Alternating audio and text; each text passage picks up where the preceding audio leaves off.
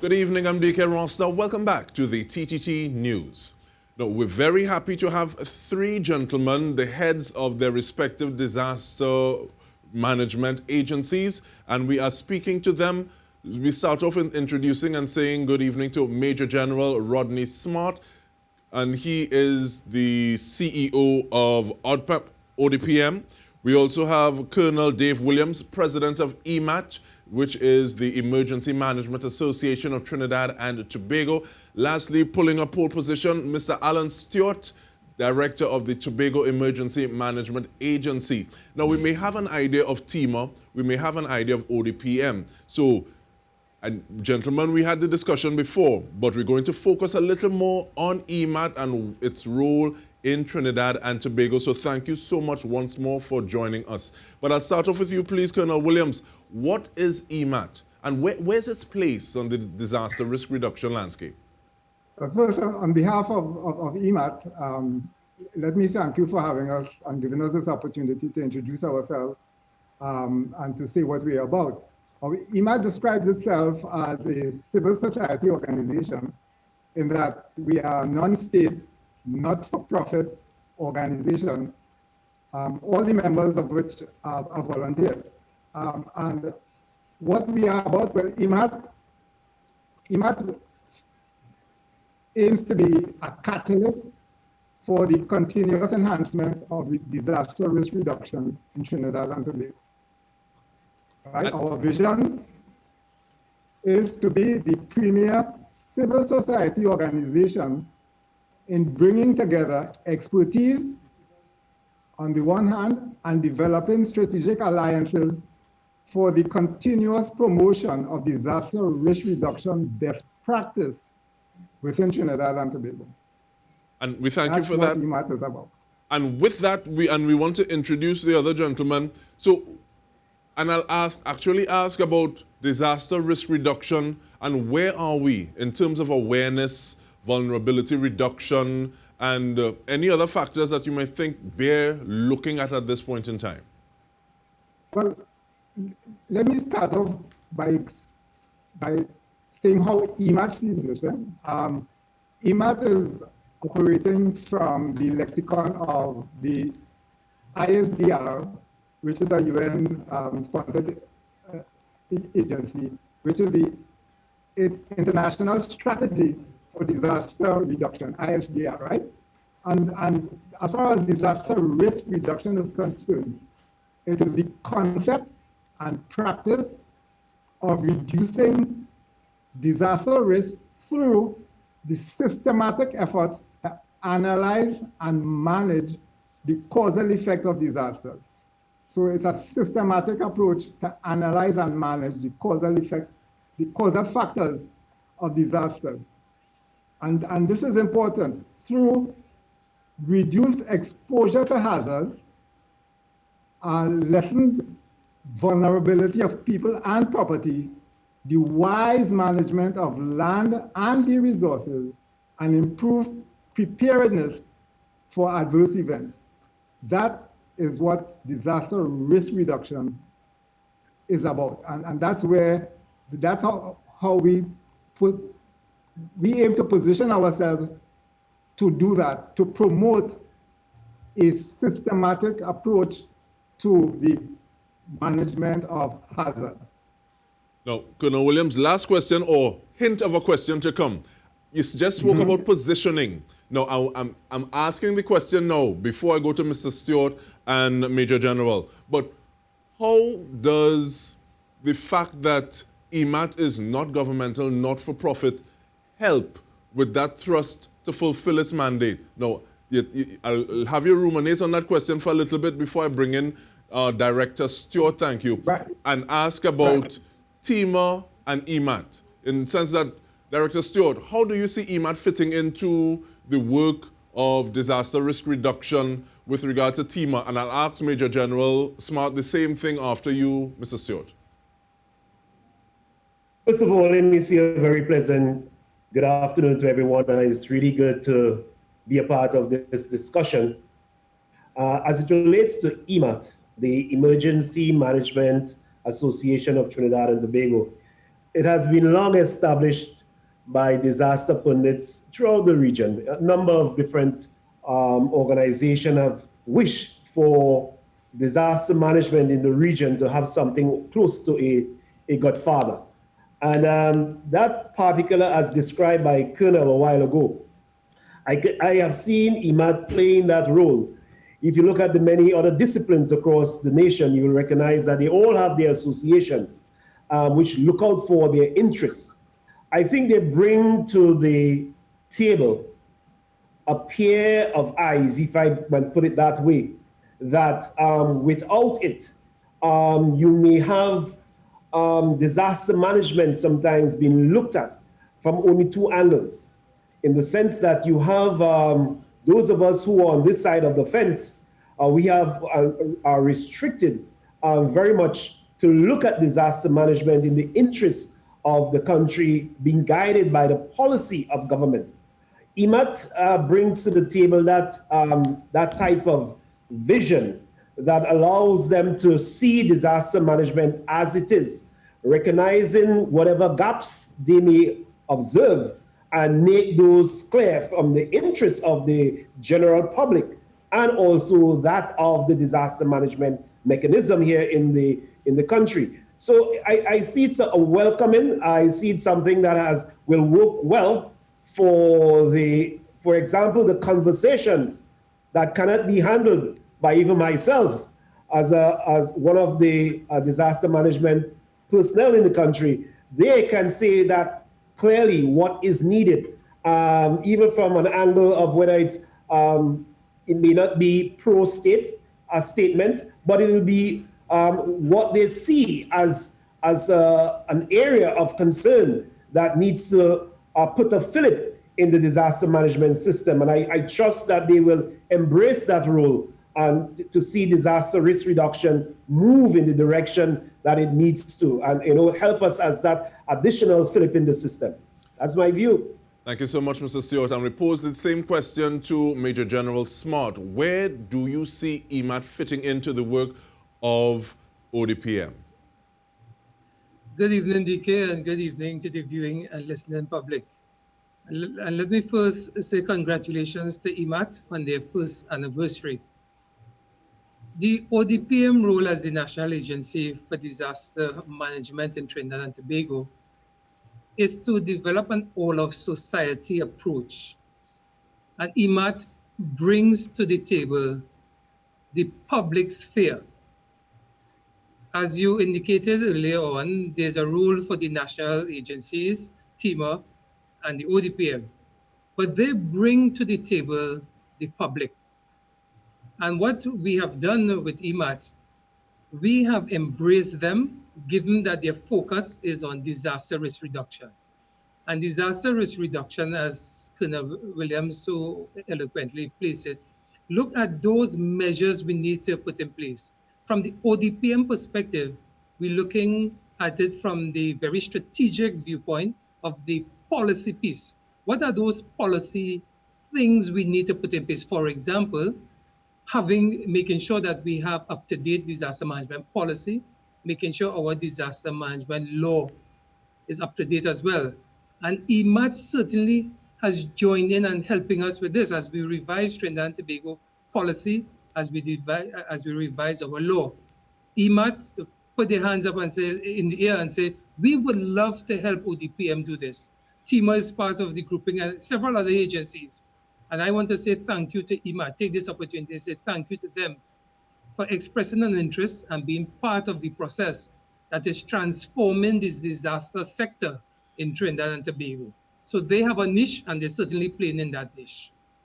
And with that, thank you as well. And with that, we take a short break. We are looking at disaster risk reduction in Trinidad and Tobago. Stay with us. We come back with so much more.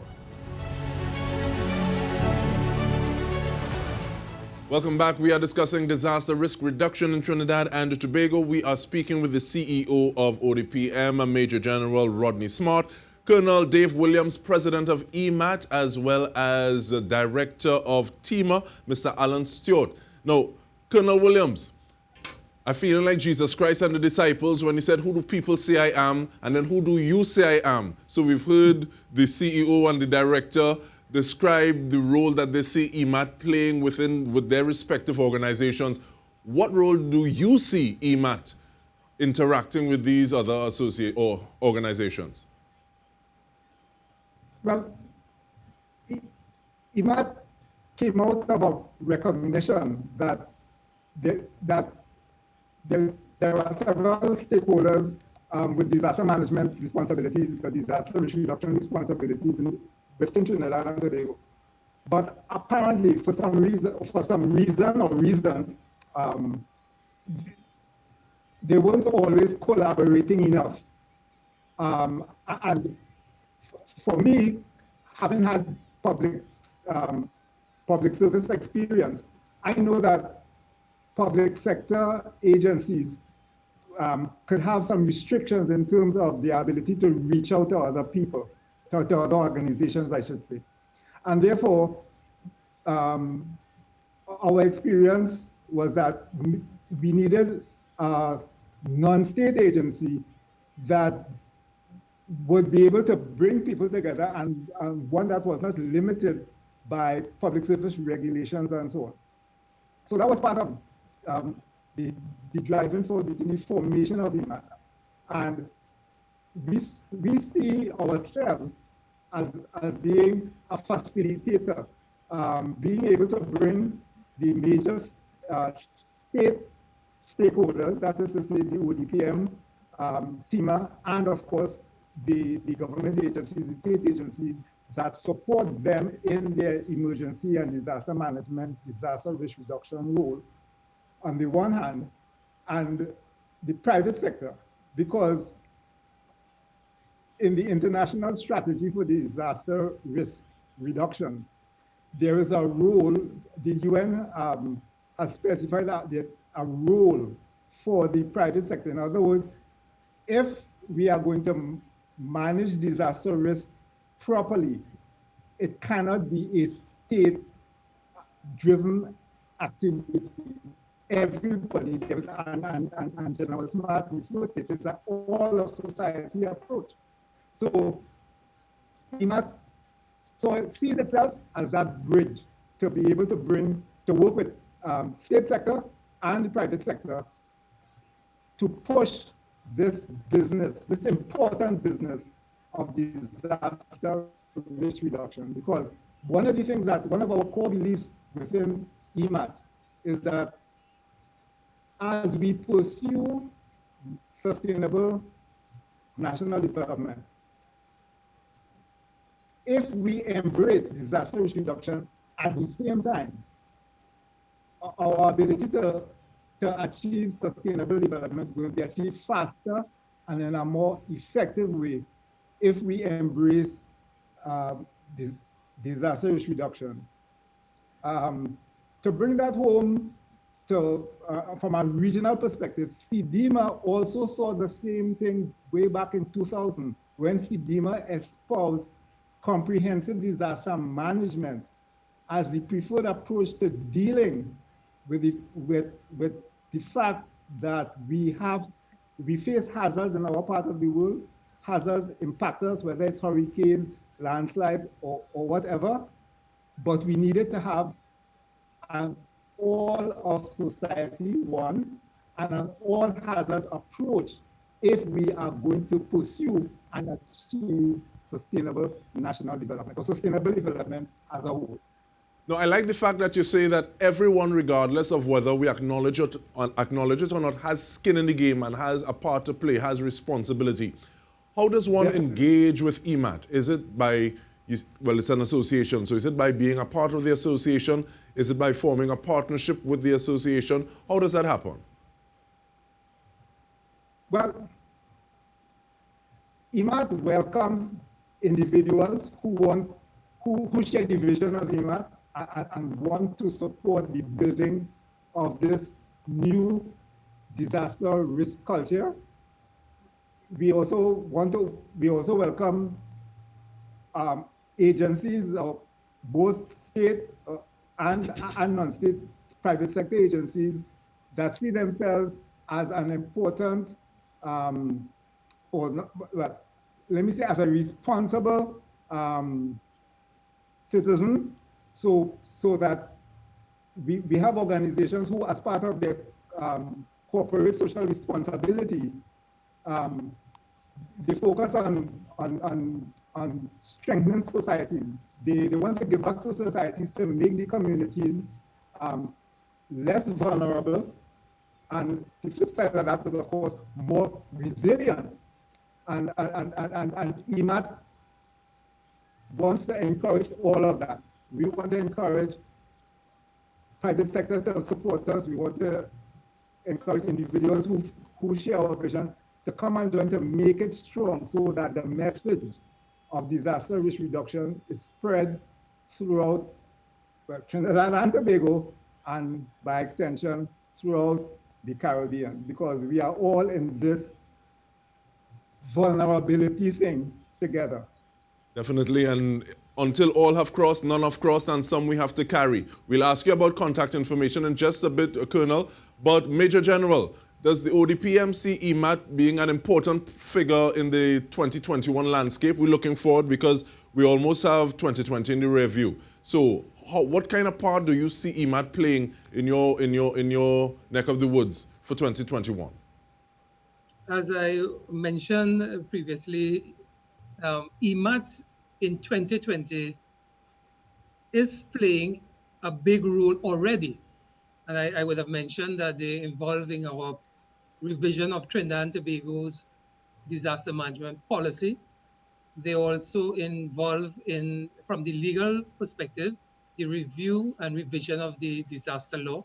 And in fact, now let me take the opportunity to say thank you to the Red Cross, another grouping who said to us they were interested in helping us with the law. And we got EMAT involved in that as well. So EMAT is well entwined already. So we are not going to let EMAT get away, right, as we go into 2021. And in fact, I have already challenged them to play another role, and this role is to be the agents for receiving agencies when they come into Trinidad in the event that we have a major disaster. So as we plan for our recovery, we have to have, well, we can call them ambassadors who are going to assist these agencies as they come into the country to understand the landscape. And EMAT has agreed to that. And you see, what we're speaking to today, DK, is what the government has embraced and has given the ODPM the responsibility for with regard to disaster risk reduction. Because the government has a global mandate that it is fulfilling through the Sendai framework for disaster risk reduction. And the government has said, the ODPM, we want you to execute this mandate on our behalf. And that is where EMAT, the Red Cross, and all the other agencies that we have been interacting with, TEMA. In fact, we also have international agencies like UNDP, the Attorney General Office. All of these agencies are coming together. And what is so good about EMAT, EMAT has said, we want to be part of it. So the ODPM is not going to allow EMAT to get away. And I know they wouldn't want to get away because they are the ones who said they want to be involved in national and community disaster risk reduction. But one thing that has gotten away from us is time, and hopefully we can have conversations with each of you representing your organizations on an individual basis. And so like Director Stewart, while Colonel Williams said facilitator, you said godfather. We'll get into that conversation at a later time. But thank you very much, gentlemen, for being part of this and bringing EMAT into the public view a little more. And on behalf of the entire news team, I'm DK Roster. Thank you so much for joining us. Have a good night.